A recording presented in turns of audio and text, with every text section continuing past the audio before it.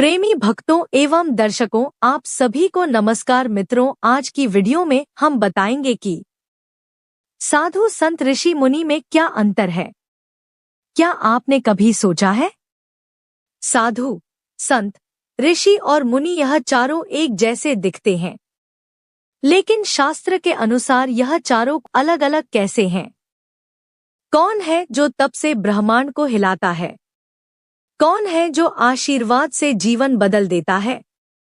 और कौन है जो ध्यान में बैठकर भविष्य तक देख लेता है? मित्रों, आज हम खोलने वाले हैं इन चार पवित्र मार्गों का वो राज जो पहले कभी किसी ने इतनी स्पष्टता से नहीं बताया। साधु, संत, ऋषि और मुनि, क्या आप जानते हैं? यह सिर्फ नाम नहीं, बल्कि चार अलग अलग मार्ग हैं, चार अलग अलग चेतनाएं हैं, जिनके सहारे हमारी संस्कृति हजारों वर्षों से प्रकाश फैलाती आई है।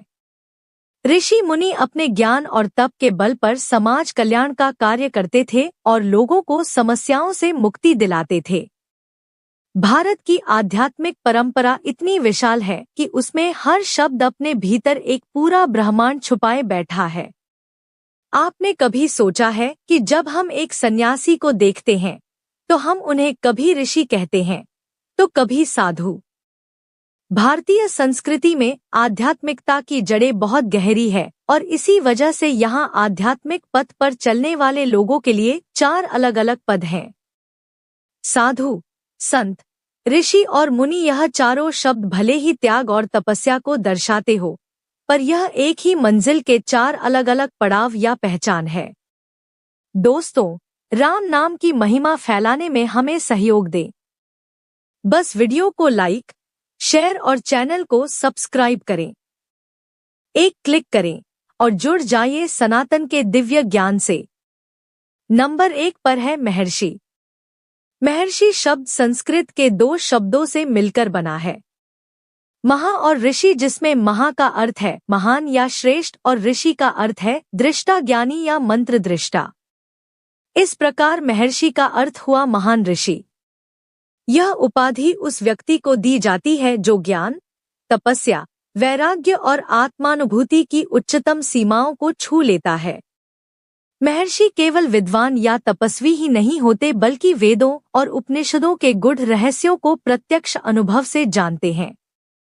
केवल ग्रंथों का ज्ञान नहीं, बल्कि साक्षात सत्य का दर्शन करते हैं।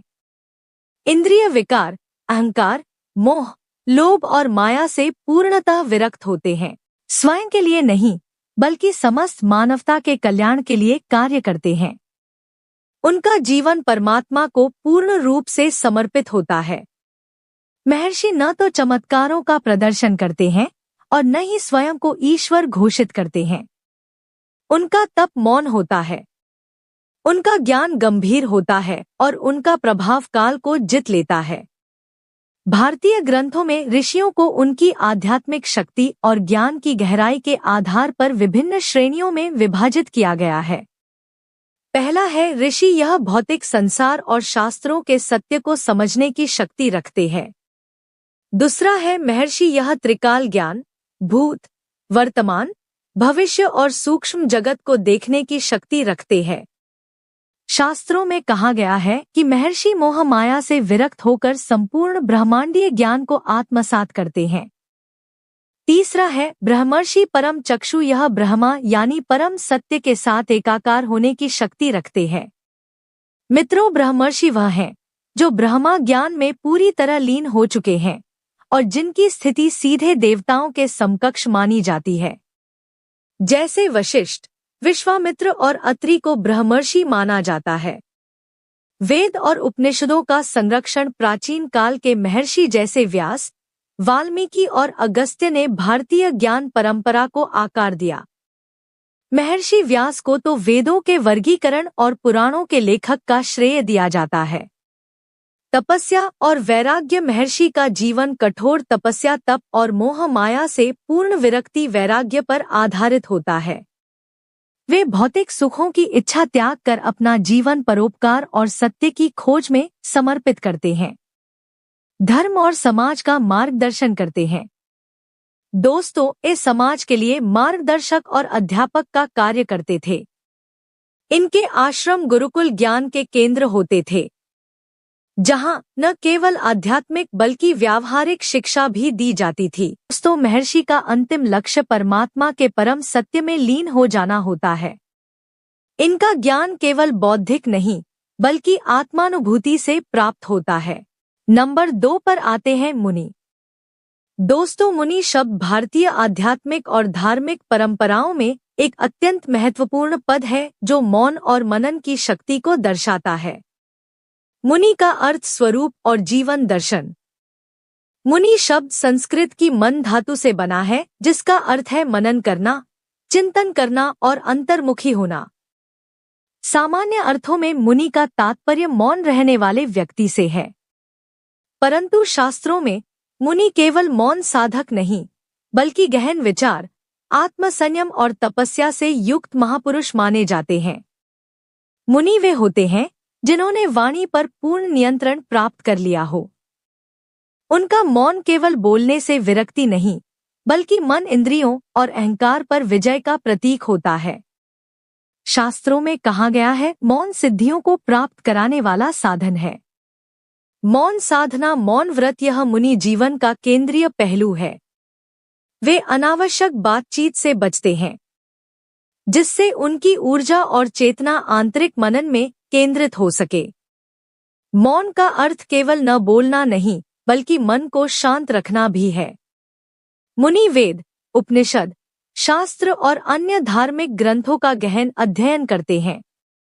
उनका लक्ष्य केवल पढ़ना नहीं बल्कि सत्य का साक्षात्कार अनुभूति करना होता है। मुनि के बारे में ऐसा कहा गया है, वे कठोर साधना, व्रत और नियमों का पालन करते हैं, जैसे कि सादा जीवन, सीमित भोजन, अक्सर एक बार और शारीरिक कष्टों को सहने की क्षमता। इंद्रिय संयम, मुनि अपनी सभी इंद्रियों पर पूर्ण नियंत्रण रखते हैं।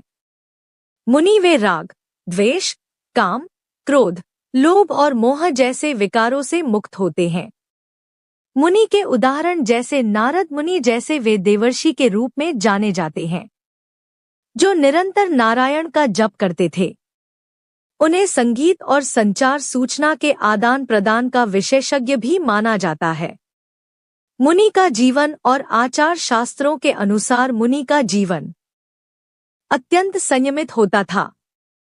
दिन में केवल एक बार भोजन, इंद्रियों पर पूर्ण नियंत्रण, लोभ, मोह, क्रोध, अहंकार से मुक्ति, सत्य, अहिंसा, ब्रह्मचर्य का पालन। धार्मिक ग्रंथों में वर्णित 28 गुणों जैसे दया, क्षमा, शील, तप, संतोष आदि से युक्त व्यक्ति ही मुनि कहलाते हैं। नारद मुनि यह सिद्ध करते हैं कि मुनि केवल मौन रहने वाला नहीं बल्कि सही समय पर सत्य बोलने वाला भी होता है। दोस्तों मुनि वह नहीं जो केवल बोलना छोड़ दे, बल्कि वह है जिसने मन को शांत कर लिया हो, आत्मा को पहचान लिया हो और जीवन को समाज के कल्याण के लिए समर्पित कर दिया हो। मौन उनकी भाषा है, तप उनका आभूषण है और ज्ञान उनकी पहचान है। नंबर 3 पर आते हैं साधु। साधु शब्द भारतीय संस्कृति और आध्यात्म का एक केंद्रीय स्तंभ है। यह शब्द उस व्यक्ति को संदर्भित करता है जिसने जीवन के सर्वोच्च सत्य की खोज में स्वयं को समर्पित कर दिया है। साधु शब्द की उत्पत्ति और अर्थ। मित्रों, साधु शब्द संस्कृत के धातु साध से बना है, जिसका अर्थ है साधना करना, लक्ष्य प्राप्त करना, सिद्ध करना। साधक वह व्यक्ति जो किसी लक्ष्य या सिद्धि की साधना कर रहा हो। सज्जन संस्कृत में इसका एक सामान्य अर्थ सज्जन व्यक्ति या उत्तम पुरुष भी कहलाता है। जो सिद्ध करे, वह जो अपने जीवन के उद्देश्य को सिद्ध करने की राह पर हो। साधु उस व्यक्ति को कहा जाता है जो साधना के मार्ग पर चलता है और अपने जीवन को आत्मशुद्धि, संयम तथा लोक कल्याण के लिए समर्पित कर देता है। मित्रों, साधु होने के लिए केवल विद्वान होना आवश्यक नहीं होता, क्योंकि साधना का संबंध डिग्री या शास्त्रों की संख्या से नहीं बल्कि आचरण और अनुभूति से होता है। कोई भी व्यक्ति, चाहे वह गृहस्थ हो या सन्यासी, यदि निरंतर आत्मिक साधना करता है तो वह साधु कहलाने योग्य बन सकता है। साधु का जीवन और साधना। दोस्तों, प्राचीन काल में अनेक साधु ऐसे हुए जो समाज से दूर वन, पर्वत या आश्रमों में रहकर साधना करते थे। वहीं कुछ साधु समाज में रहकर भी अपने कर्तव्यों का पालन करते हुए साधना करते थे। उनकी साधना किसी एक विषय तक सीमित नहीं होती थी। साधु के बारे में ऐसा कहा जाता है, साधु समाज के लिए आध्यात्मिक मार्गदर्शक के रूप में कार्य करते हैं। वे ज्ञान और नैतिक अपने धर्म को आगे बढ़ाने में लगे रहते हैं। यह महत्वपूर्ण है कि साधु समाज में रहते हुए भी उसके मायाजाल से मुक्त रहने का प्रयास करते हैं। वे समाज से भिक्षा स्वीकार करते हैं, लेकिन सामाजिक बंधनों से मुक्त रहते हैं। हमारे समाज में ऐसा साधु भी घूमते हैं जिनके व्यवहार, चाल चलन, बात करने का कोई ज्ञान नहीं होता है। वह साधु के भेष में समझो एक ठग घूम रहा है। शास्त्रों के अनुसार सच्चा साधु वह है जो षड विकारों पर विजय प्राप्त कर लिया हो। काम, क्रोध, लोभ, मोह, अहंकार, मत्सर, ईर्ष्या, यही 6 विकार है। आइए इन 6 विकारों को विस्तार से समझते हैं। मित्रों, पहला विकार है काम। का अर्थ केवल शारीरिक वासना नहीं, बल्कि असीमित इच्छाएं हैं। जब इच्छाएं नियंत्रण से बाहर हो जाती है तो व्यक्ति विवेक खो देता है। सच्चा साधु काम को पूरी तरह नष्ट नहीं करता, बल्कि उसे संयम और मर्यादा में बांध देता है। गीता में कहा गया है कि काम ही मनुष्य का सबसे बड़ा शत्रु है। दूसरा विकार है क्रोध। अहंकार से जन्म लेता है और विवेक को नष्ट कर देता है। क्रोधित व्यक्ति सही गलत का भेद भूल जाता है। साधु वही है जो अपमान, पीड़ा और विपरीत परिस्थितियों में भी क्षमा और शांति बनाए रखता है। मित्रों, तीसरा विकार है लोभ। का अर्थ है कभी ना तृप्त होने की प्रवृत्ति। अधिक पाने की लालसा मनुष्य को अधर्म की ओर ले जाती है। सच्चा साधु संतोष को अपना आभूषण मानता है और आवश्यकता से अधिक संग्रह नहीं करता। मित्रों, चौथा विकार है मोह। व्यक्ति को असत्य को सत्य मानने पर मजबूर करता है। साधु मोह से मुक्त होकर संसार में रहते हुए भी उससे बंधता नहीं है। जैसे कमल जल में रहकर भी उससे लिप्त नहीं होता। मित्रों, पांचवा विकार है अहंकार। व्यक्ति को स्वयं को श्रेष्ठ समझने की भ्रांति में डाल देता है। ज्ञान, तप, धन या पद, किसी भी कारण से उत्पन्न अहंकार साधना को नष्ट कर देता है। दोस्तों, सच्चा साधु स्वयं को ईश्वर का साधन मानता है, स्वामी नहीं। दोस्तों, छठा विकार है ईर्ष्या। दूसरों की उन्नति देखकर जलने का भाव है। यह मनुष्य को भीतर से खोखला कर देती है। साधु का हृदय करुणा और मैत्री से भरा होता है। वह दूसरों के सुख में सुख अनुभव करता है। जो व्यक्ति इन विकारों का त्याग कर देता है या उन पर नियंत्रण पा लेता है, वही वास्तव में साधु की उपाधि पाने योग्य माना जाता है। नंबर 4, संत। संत के अर्थ, परिभाषा और विस्तृत विवेचन। संत शब्द संस्कृत की शांत धातु से निकला माना जाता है, जिसका अर्थ है मन, वाणी और कर्म में स्थिरता एवं शांति। साथ ही यह संतुलन से भी जुड़ा है, क्योंकि सच्चा संत वही है जो संसार और अध्यात्म के बीच सम्यक संतुलन बना ले। संत वह व्यक्ति होता है जो सत्य का आचरण करता है, आत्मज्ञान से युक्त होता है और अपने जीवन को लोक कल्याण के लिए समर्पित करता है। संत किसी विशेष वेश, संन्यास या बाह्य आडंबर से नहीं पहचाना जाता, बल्कि उसके आचार, विचार और व्यवहार से पहचाना जाता है।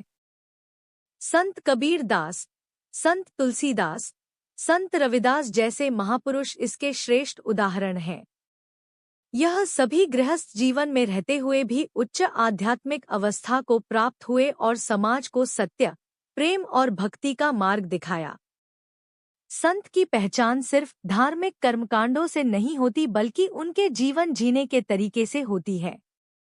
बहुत से साधु महात्मा मोक्ष की प्राप्ति के लिए घर, परिवार और संसार को पूर्णतः त्याग देते हैं। इस सती को संत मार्ग नहीं मानता। संत मार्ग मानता है कि संसार में रहकर भी वैराग्य संभव है। संत वह व्यक्ति है जो संसार में गृहस्थ जीवन, कर्तव्य, जिम्मेदारियां और अध्यात्म, ईश्वर भक्ति, आत्मचिंतन के बीच उत्कृष्ट संतुलन स्थापित करता है। संत कबीर दास और संत रविदास ने गृहस्थ जीवन जीते हुए भी परम सत्य की प्राप्ति की और लोगों को रास्ता दिखाया। संत होना केवल भाग्य या पदवी नहीं है, बल्कि योग्यता और गुण है।